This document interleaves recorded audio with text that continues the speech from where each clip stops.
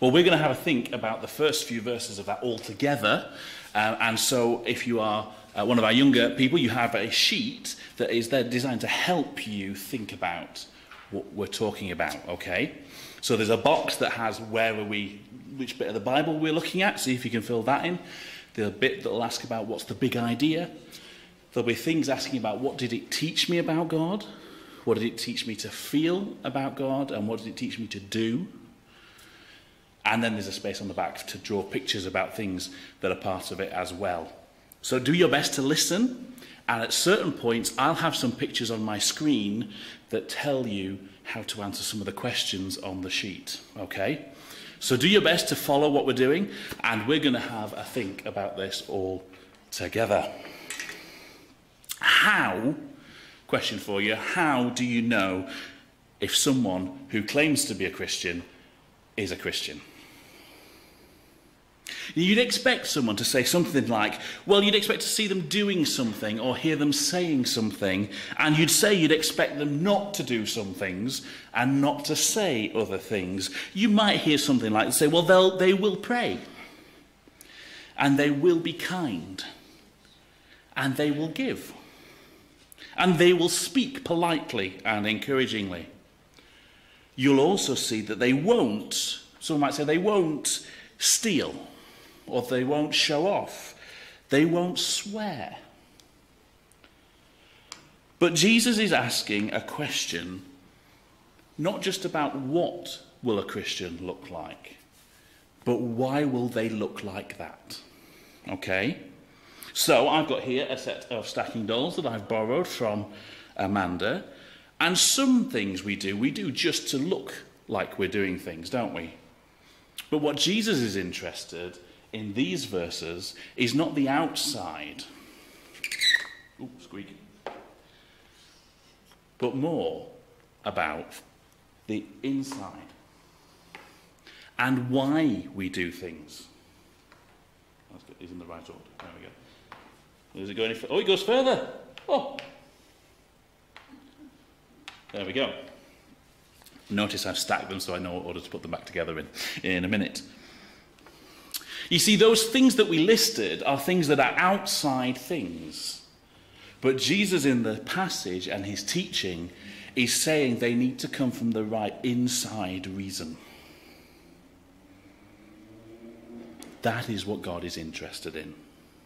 He's more concerned about how much time we spend with him, getting to know him, wanting to know what pleases him, and thinking about him and praying to him and all that, than he is on exactly what we look like and exactly what we do. You see, Jesus is saying that knowing him, knowing God, starts from the inside and has an outside effect. Knowing him changes our thoughts and our desires, and then our behaviours. In fact, that's what this whole section of Matthew's Gospel is about. We started thinking about it back in July when we first reopened church. Well, week 3 of reopening church. And then we had a pause while we looked at Genesis for a bit. And we're back to finish off this section of Matthew's Gospel. But that could leave us with a bit of, I've forgotten what they called it in Doctor Who, almost time lag, couldn't it? Because we've jumped from one end of time to a space thousands of years later. So let's get our head around where we are in the Bible, shall we? We started, oh, there was my picture in case we didn't get any. We know that this is God's world, okay? We saw a few weeks ago, as we looked at the beginning of the Bible, that God made the world. Now, you should be starting to recognise pictures on your sheet if you've got one. And he made people. But that people then began to damage God's world in the form of rebelling against him and not doing what pleases him and following the tempter's lead. That's the beginning of the Bible.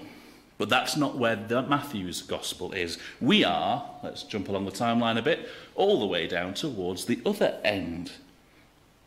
You see, this bit is Jesus as an adult speaking after he was born, but before he died. And he's talking about what his people, which for us is the church, this is where we live in this timeline, what they will look like. So, Matthew as a book has been about the arrival of God's solution to that disobedience at the beginning. And Matthew calls it the kingdom of God. In fact, at Christmas we call it the kingdom's arrival as we thought about the first few chapters. And the verses that Kay read to us, the rest of chapter 6, all of chapter 7 and chapter 5 that we've already looked at, are all about what we've called the kingdom's manifesto. In other words, what will change because of the kingdom? The answer is the people will. The people will be changed. They will be transformed through knowing God. Now, I've got a little video that pulls together the three ideas of the bigger passage that we're going to take 3 weeks to look at. So have a look at this quick video. So I'll need PC sound just for the tech people, and see if you can answer the question.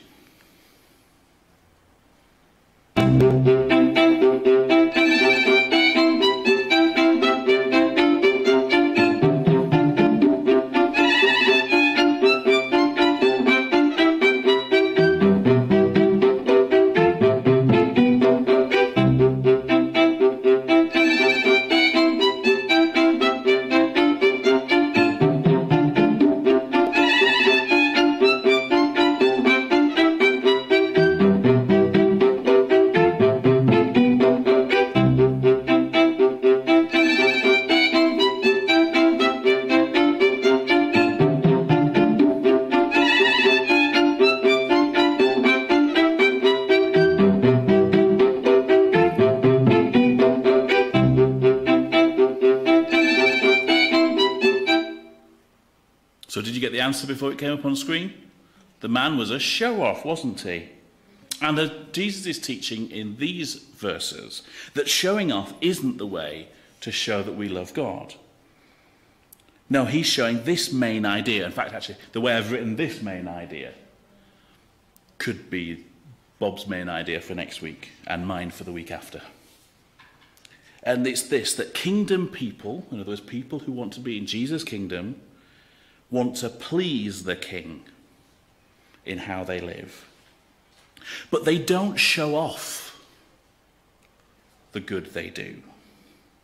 They go about it with as little fuss as possible.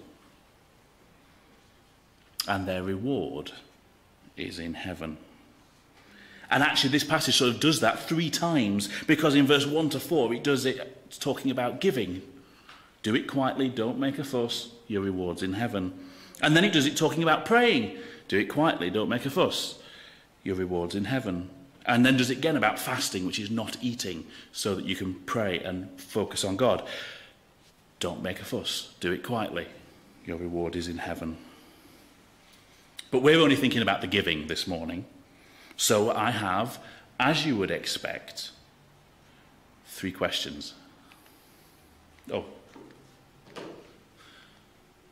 3 questions. Who should we listen to if we want to learn about living as kingdom people? Okay? Who should we listen to? What should we do and not do when we give? And thirdly, where does Jesus say any reward will be found? And if you were paying attention, I've actually already answered a couple of those. But let's have a think about why the answers are here in this passage. This is Jesus speaking. It's a longer section of teaching called the Sermon on the Mount. And the first verse gives the principle of the whole section, or the big idea that we've just mentioned. Jesus says, verse 1, "Be careful not to do your acts of righteousness before men, to be seen by them." Now that's a warning. Beware, he says, watch out, like those signs that are usually there for a good reason. Jesus is saying, make sure you do good things for good reasons, because it is possible to do them for bad reasons. Jesus says there are things that Jesus assumes we will begin to do as we follow him. He uses the word acts of righteousness. This morning we're thinking about giving as one of those. But they are things that we need to be careful about, how we use them and why we use them. Because it's very, very easy to do them for a wrong reason. He asks us to think, what are your motives when you do them? What is the heart reason when you give to church? What is the heart reason for you giving to the needy? And the idea he's got in mind is, are you doing it so that others see it? Or because it pleases God? You see, the word Jesus uses for see here has the idea of a theatre, has the idea of a show. And he's asking you, who is the show for? When you give, if you think of that as the show, who are you trying to show it to? When you see something at the theatre, or if you go to the cinema, there's two groups of people. There's the audience who are meant to be there, and then there's the staff who are there working, and it's not really there for them. And Jesus says we need to live and give as though God is the only audience for the show. Yeah, there may be other people that happen to see, but you are doing what you do for God. Kingdom life, living for Jesus, if you like, is for an audience of one. Jesus the King. He knows what we do, and he's been involved in God's plan since before the creation of the world. And so he warns them, if you do it the wrong way, there's no reward for it in heaven. Now, let's think about what that means about actually giving. Let's say in practice, when we actually give, how should we give? Well, that was the rest of verses 2 to 4. So when you give to the needy, do not announce it with trumpets, as the hypocrites do in the synagogues and on the streets, to be honoured by men. I tell you the truth, they've had their reward in full. But when you give to the needy, don't let your left hand know what your right hand is doing, so that your giving may be in secret. Then your Father, who sees what is done in secret, will reward you. So Jesus tells us what not to do. Don't make a big fuss. He tells us what to do. Keep it secret, almost even from yourself. And the result of following Jesus' method. So, what don't we do? Well, we don't show off our giving and our generosity. Giving's a good thing, Jesus says, but you can do it wrong. He's thinking of the Pharisees, the religious leaders of the time, who were more interested about how they looked to the crowds than to God. They did the good things for an audience of many, not an audience of one. They were the sort of people that were wandering up to the temple, making a huge show of what they're giving. You could hear all the coins clinking into the box, fluttering their checkbooks, saying, I can't use contactless because I'm giving too much. Think of playing a trumpet to announce someone's arrival. They want someone with a megaphone to say, hey, they're giving again. They give so much and they're doing it again. Think of people handing over huge novelty checks for something like Children in Need or a hospital fundraising campaign. Or even worse than that, let's have a modern example. Think of, amidst all the people this week with genuine concern and action, think of the posts that were just virtue signalling about how there's a problem to do with hungry children. Think of those who share petitions in order to look good and shame other people into acting rather than getting up and doing something or putting their hand in their own pocket themselves. But when they get whatever response they get, Jesus says that's the best it'll ever be for them. That's the only praise they will get. So people might say of them, aren't they generous? What godly people they are. They might say, they might have their picture in the paper with all the doctors and nurses standing round smiling as they hand over the giant novelty cheque. You might get lots of shares and likes or celebrity status for raising the issue, but that's it. Giving doesn't earn God's favour. It's for God's pleasure. And so we don't need to do it, we shouldn't do it with showing off. We have nothing to show off. Because even though in a moment Jesus will teach about how we should give, anything we might give is nothing to boast about. We can't earn favour with God. That's impossible. Remember the timeline. We followed the Satan's lead. We can't please God anymore. No one has anything to offer God that will offset that sinful nature and the practice we're all born with. But if we are giving, having first become followers of Jesus Christ, that means confessing our sin like we did earlier in the service and surrendering to Jesus, saying, "You be king of my life," and stopping being his enemies, then we give because we've already been given so much that we don't deserve. And that is where giving should come from. Not to show off, but from what God has already given. So giving is part of living all of our lives as thankful worship for what God has done. Even so, Jesus says, give and share with as little fuss as possible. Notice that Jesus says, when you give to the needy. What does that mean for us? Well, that means we should be people who are giving. Jesus says, when we give. Who do we give to? Well, Jesus says, the needy. Who are these needy people? Well, the Bible tells us that everybody is needy.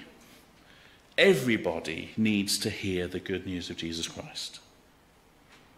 So the scary reality is people who finish their life still in rebellion against God face the consequences of it for eternity. So obviously we will give to gospel work. That means our church that's reaching out with the gospel in our area. And not just here, other Christian organisations, other charities that are seeking to share the good news of Jesus and to help people practically around the world. And we do try and do that here, don't we? But that's not all that this need means. There is a physical need. There are those of us who, for whatever reason, don't have what they need to survive. So think people, children, vulnerable people, poor people. Jesus, the Bible, the wider Bible teaches that we shouldn't neglect or leave it suffering. A part of our family maybe who are in need. Paul talks about it being right to give to enable full-time Christian workers to be able to get on with the job.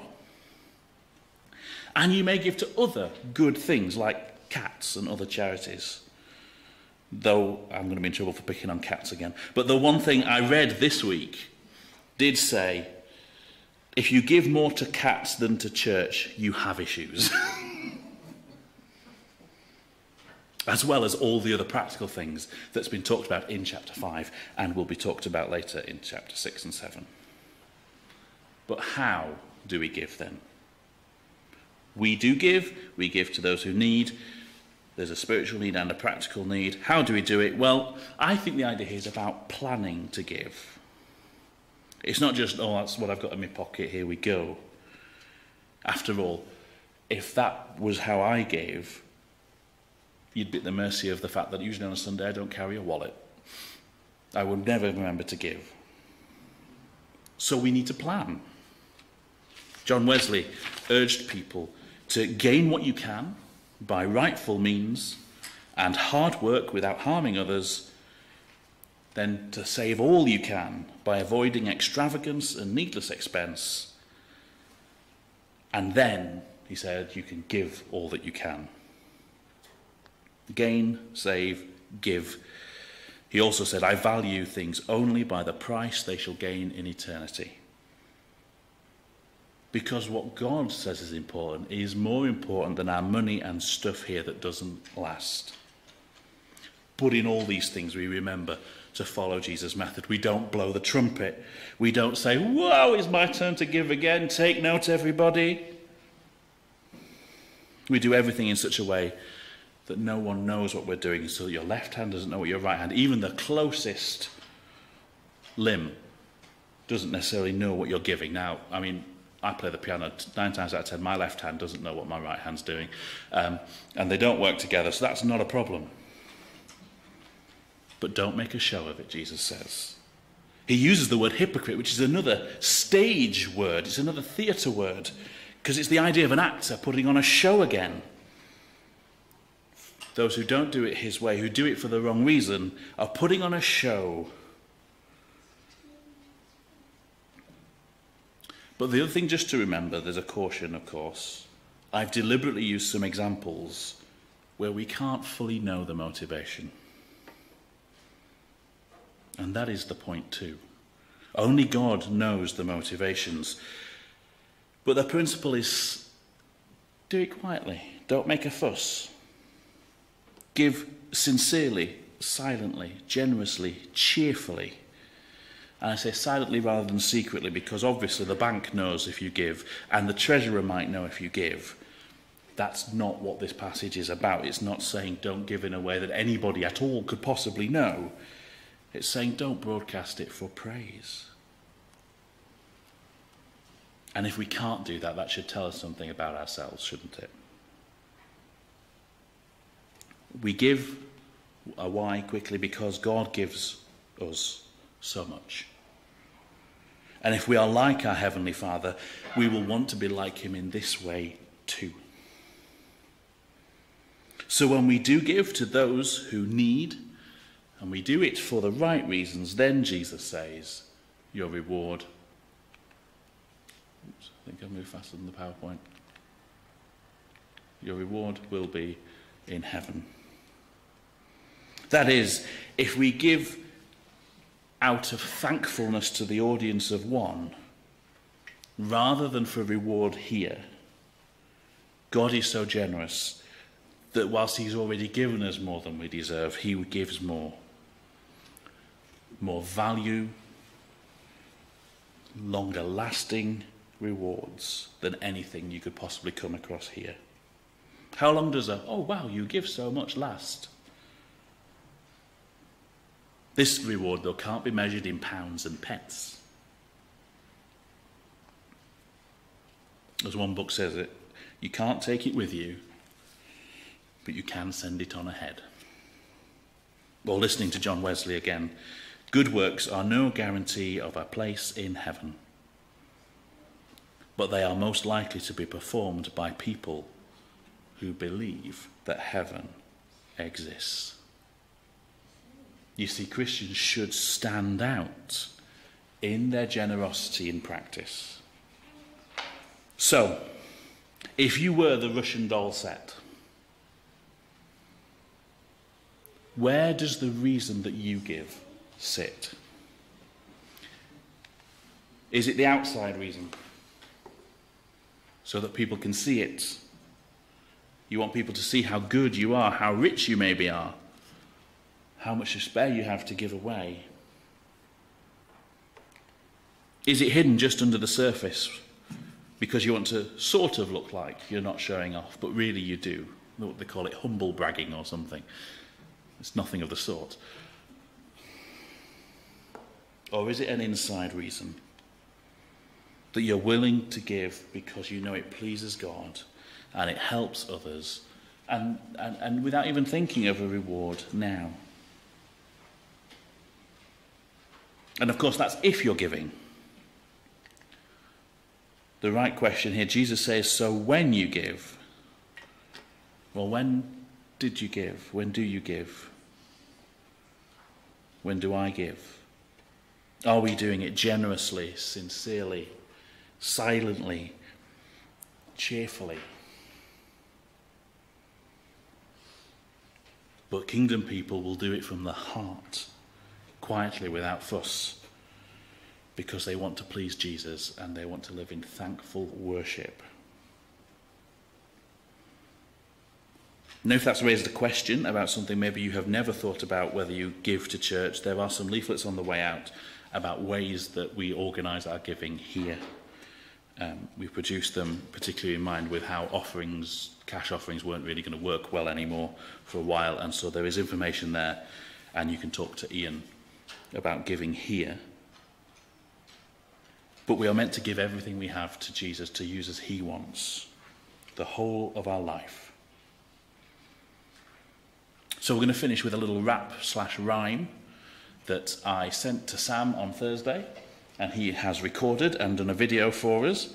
And so it's going to happen twice. It sort of sums up what we've looked at today and what we'll look at next week. It's going to happen twice. So watch and listen the first time. And I've tried to make bits bold so you can sort of sense the rhythm. And then we'll join in with it. What was I going to say? All together. The second time round. Oh dear, my brain has obviously gone. But for saving all of us the embarrassment of it being heard as well, can you make sure all the microphones are muted so that they don't appear? So we can join in without anyone else hearing. So.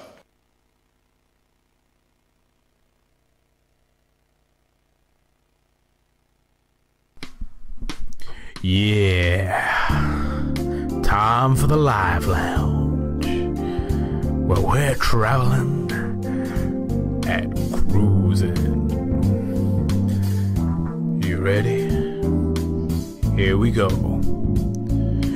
Jesus said, when you do good, don't show off and shout. Don't make a great big fuss and throw it all about. When you give to the poor, don't blow your own trumpet. No one needs to know, so give your gift in secret. When it comes to praying, don't pray just for the show. Some people make quite sure that others get to know. Instead, your prayer should be special times with God. Relax, be yourself, don't try to find the right word. God likes you to talk with him, tell him anything. He knows what we need, we can cry or laugh or sing. Jesus gives you some clues about how we should pray. Honor God, seek his will, ask for your needs today. Tell God you're sorry for the things you've done wrong. Pray for help not to sin and that you may be strong. God wants us to pray, there's so much to thank him for. It's who we are, not what we do. God looks for more. Yeah. Yeah, time to go again. In the Live Lounge. 1, 2, 3, 4. Jesus said, when you do good, don't show off and shout. Don't make a great big fuss and throw it all about. When you give to the poor, don't blow your own trumpet. No one needs to know, so give your gift in secret. When it comes to praying, don't pray just for the show. Some people make quite sure that others get to know. Instead, your prayer should be special times with God. Relax, be yourself, don't try to find the right word. God likes you to talk with him, tell him anything. He knows what we need, we can cry or laugh or sing. Jesus gives you some clues about how all we should pray. Honor God, seek his will, ask for your needs today. Tell God you're sorry for the things you've done wrong. Pray for help not to sin and that you may be strong. God wants us to pray, there's so much to thank him for. It's who we are, not what we do. God looks at more. Yeah. This has been the Live Lounge. Smooth talking. I think the lyrics haven't noticed the clocks have changed. Either that or it's the